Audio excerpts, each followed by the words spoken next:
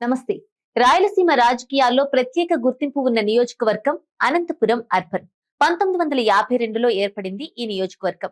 అనంతపురం జిల్లా మొత్తం తెలుగుదేశం పార్టీ కంచుకోట అని చెప్పాలి. అయితే గత ఎన్నికల్లో పసుపు హవా తగ్గి వైసీపీ జోరు పెరిగింది. గతంలోనూ జిల్లా అంతా పసుపు జెండా రెపరెపలాడినా జిల్లా కేంద్రం అనంతపురంలో కాంగ్రెస్ హవాయే నడిచేది. రాష్ట్ర విభజన తర్వాత కాంగ్రెస్ స్థానాన్ని వైసీపీ చేజిక్కించుకుంది. 1952 నుంచి ఉన్న అనంతపురం నియోజకవర్గం 2009లో జరిగిన నియోజకవర్గాల పునర్విభజనలో భాగంగా అనంతపురం నగరపాలక సంస్థల్లోని అన్ని డివిజన్లు, అనంతపురం మండలంలోని కొన్ని గ్రామాలతో అనంతపురం అర్బన్ గా రూపాంతరం చెందింది. ఇక్కడి నుంచి ఎమ్మెల్యేలుగా గెలిచిన వారిలో 4 లోక్సభకు ఎన్నికయ్యారు. కాంగ్రెస్ నేత అనంత వెంకటరెడ్డి ఇక్కడి నుంచి 2 సార్లు శాసనసభకు ఎన్నికయ్యారు. ఆ తర్వాత లోక్సభకు గెలిచారు. ఆయన కుమారుడు అనంత వెంకట్రామిరెడ్డి 4 సార్లు అనంతపురం నుంచి లోక్సభకు ప్రాతినిధ్యం వహించారు. అనంతపురం అసెంబ్లీ స్థానానికి ఇప్పటి వరకు 17 సార్లు ఎన్నికలు జరిగాయి. అందులో 12 సార్లు రెడ్డి సామాజిక వర్గానికి చెందిన వారు ఎమ్మెల్యేలుగా ఎన్నికయ్యారు. అందులో ఒకే కుటుంబం నుంచి అనంత వెంకటరెడ్డి 2 సార్లు గెలిస్తే ఆయన తనయుడు అనంత వెంకట్రామిరెడ్డి 2019లో గెలిచారు. ఈ తండ్రి కొడుకులిద్దరూ అనంతపురం నుంచి ఎంపీలుగాను ప్రాతినిధ్యం వహించారు. ఇక కమ్మ కులస్తులు 3 సార్లు గెలిచారు. యాదవ్ కులానికి చెందిన రామకృష్ణ కూడా ఓసారి సిపిఐ తరపున అనంతపురంలో గెలిచారు. ఆయన సిపిఐ రాష్ట్ర కార్యదర్శిగా ఉన్నారు. అనంతపురంలో కాంగ్రెస్ 9 సార్లు గెలిచింది. టీడీపీ 3, వైసీపీ, సిపిఐ అభ్యర్థులు 2 సార్లు విజయం దక్కించుకున్నారు. సిపిఎం కూడా ఇక్కడ ఓసారి గెలిచింది. ఆ పార్టీ తరపున గెలిచిన తరిమెల నాగిరెడ్డి అనంతపురం నుంచి 2 సార్లు ప్రాతినిధ్యం వహించారు. పుట్లూరు నుంచి కూడా ఓసారి గెలిచారు. అనంతపురం ఎంపీగాను ప్రాతినిధ్యం వహించారు.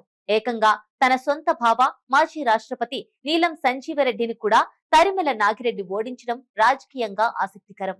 అనంతపురం అర్బన్ నియోజకవర్గ పరిధిలో 50 డివిజన్లు, 3 పంచాయతీలు ఉన్నాయి. సుమారు 5 లక్షల జనాభా, 2 లక్షల మంది ఓటర్లు ఉన్నారు. ముస్లిం, బలిజ సామాజిక వర్గమే ఇక్కడ ఎక్కువ. ఆ తర్వాత కమ్మ సామాజిక వర్గం వారు ఉన్నారు. ఆ తర్వాత ఎస్సీ, మాదిగ, బోయ ఉంటారు. కమ్మ, రెడ్డి దాదాపు సమానంగా ఉంటారు. కానీ రాజకీయంగా మెజారిటీ కులాలకు బదులుగా సంఖ్యలో 5-6 స్థానాల్లో ఉన్న కమ్మ, రెడ్లదే పెత్తనమని చెప్పాలి. ముస్లింలు, బలిజలు ఎవరికి మద్దతు పలికితే వారిదే విజయం పక్కా అని చెబుతూ ఉంటారు. కులాల వారీగా చూస్తే మైనారిటీ, రెడ్డి కాంబినేషన్ వైసీపీకి సానుకూలతకు కారణమైంది. బలిజ ఓటర్లలో టీడీపీకి కొంత పట్టుంది. కానీ 2019లో జనసేన బలిజ అభ్యర్థిని బరిలోకి దింపి దాదాపు 11,000 ఓట్లు సాధించడంలో టీడీపీకి నష్టాన్ని మిగిల్చింది. 2009లో ప్రజారాజ్యం కూడా బలిజ అభ్యర్థికి అవకాశం ఇచ్చి 28,000కు పైగా ఓట్లు సాధించింది. ఇతర పార్టీలలో వామపక్షాలకు కొంత ఓట్ బ్యాంక్ ఉంది. నిజానికి ఇతర పార్టీలు ప్రభావితం చేసే స్థాయిలో లేవు. 2019 ఎన్నికల్లో అనంతపురం అర్బన్ నియోజకవర్గంలో ఘన విజయం సాధించారు వైసీపీ అభ్యర్థి అనంత వెంకట్రామిరెడ్డి. ఆయన ఏకంగా 54% ఓట్లు సాధించారు.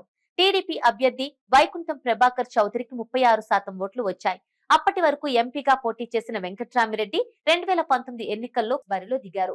ఆయనకు ఉన్న పర్సనల్ పాజిటివ్ ఇమేజ్ కు తోడు వైసీపీ వేవ్ కూడా బాగా కలిసొచ్చింది. అయితే ఈ ఎన్నికల్లో టీడీపీ ఓట్ షేర్ తగ్గిపోవడానికి మరో కారణం కూడా ఉన్నట్టు ప్రచారం ఉంది. ఈ నియోజకవర్గంలో ప్రభావం చూపగల జేసీ దివాకర్ రెడ్డి వర్గం ప్రభాకర్ చౌదరికి పూర్తి స్థాయిలో సహకరించలేదని మాటలు వినిపిస్తాయి. మరోవైపు జనసేన తరపున బరిలోకి దిగిన టీసీ వరుణ్ 7% ఓట్లను సాధించారు. ఈ అంశాలన్నీ వైసీపీకి అనుకూలంగా పనిచేశాయి. ప్రస్తుతం ఎమ్మెల్యేగా ఉన్న అనంత వెంకట్రామిరెడ్డి చాలా సీనియర్ నేత. తండ్రి అనంత వెంకటరెడ్డి నుంచి వారసత్వంగా రాజకీయాల్లోకి వచ్చారు. 4 సార్లు ఎంపీగా పనిచేశారు. కాంగ్రెస్ పార్టీలో క్రియాశీల పాత్ర పోషించిన అనంత వెంకట్రామిరెడ్డి ముఖ్యమంత్రి జగన్ కుటుంబ సన్నిహితుడిగా ప్రత్యేక గుర్తింపు తెచ్చుకున్నారు. అనంతపురం లోకల్ అభ్యర్థి కావడం ఆయనకు అనుకూలం. వివాద రహితుడు, అవినీతి ఆరోపణలు లేని ఎమ్మెల్యేగా కూడా అధికార పార్టీలో ఆయనకు ప్రత్యేక గుర్తింపు ఉంది.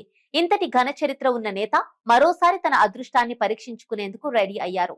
మరోవైపు అనంత గడ్డపై మరోసారి జెండా పాతేందుకు టీడీపీ వ్యూహాలు రెడీ చేసుకుంది. ఈసారి అనంతపురం అర్బన్ నుంచి టీడీపీ తరపున వైకుంఠం ప్రభాకర్ చౌదరి బరిలోకి దిగే అవకాశాలు కనిపిస్తున్నాయి.